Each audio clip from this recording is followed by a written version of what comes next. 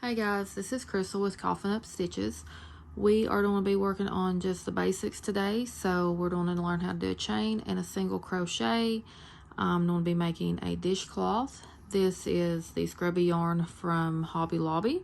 You can find it there. I just really thought it was that really pretty purple with a sparkle in it. But let's go ahead and get started. I'll make a slip knot. I just wrap mine around 2 fingers, then lap it over this way, and then pull it through like that.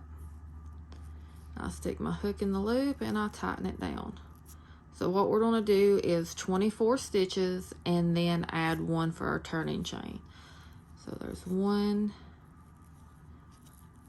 2, 3, 4, 5, 6, 7, 8, 9, 10, 11, 12, 13, 14, 15, 16, 17, 18, 19, 20, 21, 22, 23, 24. So there I have 24. You can count them by looking at the V's, or you can turn it over and count the bumps.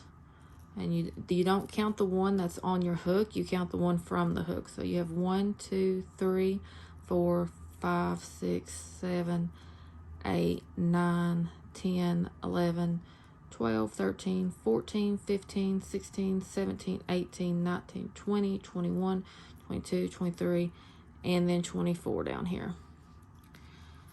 So you put your hook back in, and then you're going to do 1 for the turning chain, and that will be your turning chain right there. So we're going to do a single crochet. We're not going to go in this stitch right here. That's our turning chain because you need 1 to pull up. So you go in for a single crochet, you go into a stitch, you pull the yarn back through. You'll have 2 loops on your hook. You wrap your yarn again, and then you pull through both, and that's a single crochet. You're going to do the same thing in the next stitch. Wrap the yarn, you have 2 hooks, wrap the yarn, pull through back.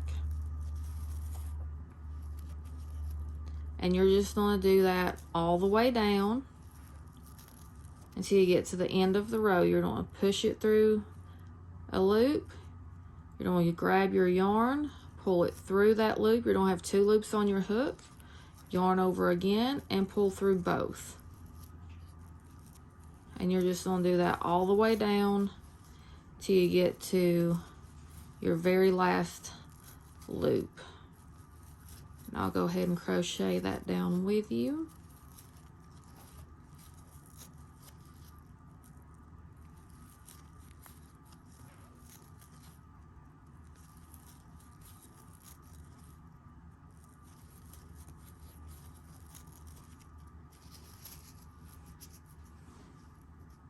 This particular yarn does like to curl up on you, so if you're new to crocheting, I would suggest you not use this particular scrubby yarn because it's kind of stiff. They do have scrubby yarn out there that's got like little fringy looking things on it. It's really rough. I personally don't like working with it. It is really hard to keep up with your stitches on it. I have a couple of dishcloths I've made out of it. I just particularly don't like it. Now there is one that I do like at Hobby Lobby you can get, and it's got the scrubby and the regular cotton with it, and it's kind of like almost like it's variegated. I do like it. I will probably do a dishcloth tutorial in the round with that one because it's just real easy, and I like that pattern for that one. So there's your last stitch there. You can see it right there next to the knot. You're gonna go in and do the same thing. And since this is a single crochet, we will be chaining 1 up, turn your work, and then what you're going to do is you have this stitch right here that your loop is coming out of, you're not going to go into this stitch. You're going to go into the stitch next to it. So you're just going to push through those top 2 loops and pull through. Yarn over, pull through 2, go through the top 2 loops, pull through. You have 2 loops, yarn over, pull through 2. And you're going to do this same thing all the way down until you get to the end. If you don't have scrubby yarn, you can use any type of cotton yarn. I have plenty of spindles of the, I think it's Sugars and Cream that you can get from Walmart. Bernat also makes a good cotton yarn. The yarn I would not suggest getting is the, I think it's Karen Cake, I believe it is. I feel like it's too soft if you're going to use it for a dishcloth. Now, they have different grades of yarn, just like of cotton yarn, just like they do of regular yarn. If you are trying to make a garment, which I have done before, then I think the Karen cotton yarn is better for it. It's just softer. It seems to lay better and be more breathable and not as rough on the skin. The Peaches and Cream, Lilies and Cream, Peaches and Cream, things like that, I feel like is too rough. It's made more for like dishcloths and things like that. And in my opinion, now somebody may actually like the way it feels, or if you have a colorway in there that you really like and you just really want to wear it, you can. They're also good for sun hats. If you make hats, I've made a couple of sun hats out of them. They do seem to hold up better with the tougher Peaches and Cream yarn that I get from Walmart on the spindles. And I'll probably show you guys a sun hat here later on. I just really want my want to get the basics out there for you guys. So I'm just starting with simple single crochets, double crochets, things like that. So you're gonna see this last stitch right here. Don't think it's not, because it does kind of bend down a little bit. That was my biggest issue when I first started crocheting. So make sure that you go in to this right here. If you have to, you can get you like some little stitch markers. I have a few of these right here. I think I got them at Walmart a couple of years ago.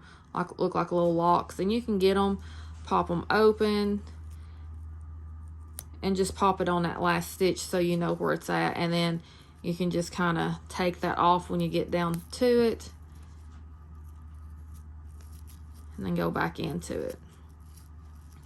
So you're just going to do it like you normally do and yarn over, pull it through, chain 1, turn your work,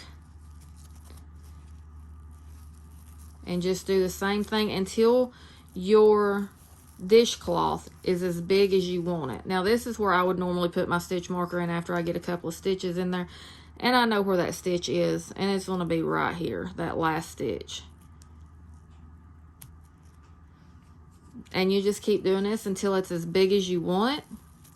I personally like mine to be a perfect square, so how you would do that is, our dishcloth is 24 stitches long, so you're going to do it 24 rows wide.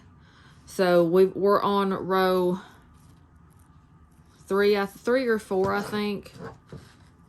So you're going to do 20 more of those. And I hope that you guys got some education from this and have fun making your dishcloths. I will be back later on in another video to do borders.